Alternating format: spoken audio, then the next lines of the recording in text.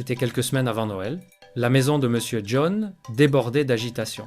Les rires et les pas précipités des enfants résonnaient dans chaque pièce, comme si les murs vibraient de leur excitation. Ils attendaient avec impatience le voyage annuel au village, ignorant qu'un mal invisible les guettait. Chaque année, Noël était pour eux l'unique moment de retrouvailles avec leurs cousins, sous l'ombre des grands arbres et dans l'air pur du village. Mais cette fois, quelque chose rôdait dans l'ombre. Madame Hu, la femme de John, pliait soigneusement des vêtements et rangeait des provisions dans des sacs. Son esprit n'était pas tranquille. Depuis toujours, elle insistait pour prier avant chaque départ. Pourtant, John, son mari, repoussait ses demandes d'un geste agacé. « Dieu sait que je voyage. Pourquoi devrais-je le lui rappeler ?» Lança-t-il en riant, un éclat de moquerie dans la voix. Le cœur de Hu se serra. Elle priait seule, en silence, même quand ses enfants influencés par leur père se plaignaient que c'était ennuyeux. Elle persistait, malgré les moqueries, persuadée que sa force viendrait de là. Un soir, alors qu'il rentrait du travail, John croisa une vieille femme au bord de la route. Fatiguée, le pagne serré autour de la taille, un panier à la main, elle lui fit signe. John, sans hésiter, s'arrêta et la fit monter.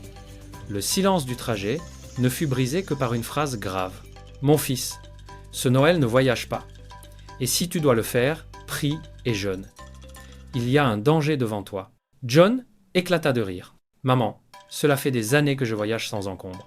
Ce sont des superstitions. » Mais les yeux de la vieille femme restaient sombres et perçants. « Je t'ai prévenu, le reste dépend de toi. » Ces paroles, pourtant lourdes, glissèrent sur lui comme le vent. Quelques jours plus tard, la voiture refusa mystérieusement de démarrer. Même le mécanicien affirma que le moteur était mort. Chose incompréhensible pour John. Hu, en revanche, comprit aussitôt « Dieu ne veut pas que nous partions ». Mais John, furieux, prit une décision. « Nous irons en bus ». Au village, loin de là, Mama Amaka, la belle-mère de John, bouillonnait de jalousie. Chaque Noël, la prospérité de son gendre et de sa famille lui rappelait la pauvreté de ses propres fils. Cette année, décida-t-elle, cela devait cesser. Avec Mamaïse, sa complice, elle entra dans la forêt, là où habitaient les sorcières. Autour d'un chaudron fumant, elles préparèrent une malédiction mortelle contre John et les siens.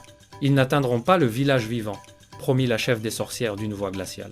Le jour du départ, Hu, au parc, demanda à tous les passagers de prier avant de monter dans le bus.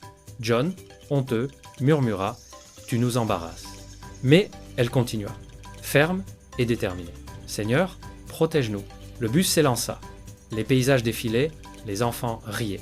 Puis, soudain, un cri du chauffeur. Les freins. Les freins ne répondent plus. La panique éclata. Le bus fonçait droit vers un énorme camion-citerne. Les passagers hurlaient, certains fermaient les yeux, d'autres s'agrippaient désespérément. Hu serra ses enfants contre elle et cria « Seigneur, sauve-nous !»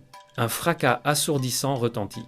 Le choc fut si violent que le monde sembla se briser. Puis, silence. Miracle!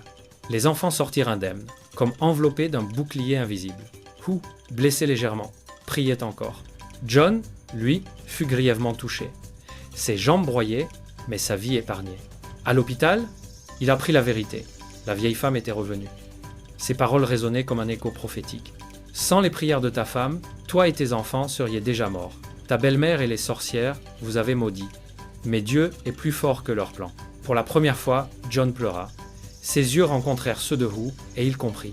Depuis ce jour, il ne manqua plus jamais une prière. Il devint un mari nouveau, un père transformé et un croyant humble.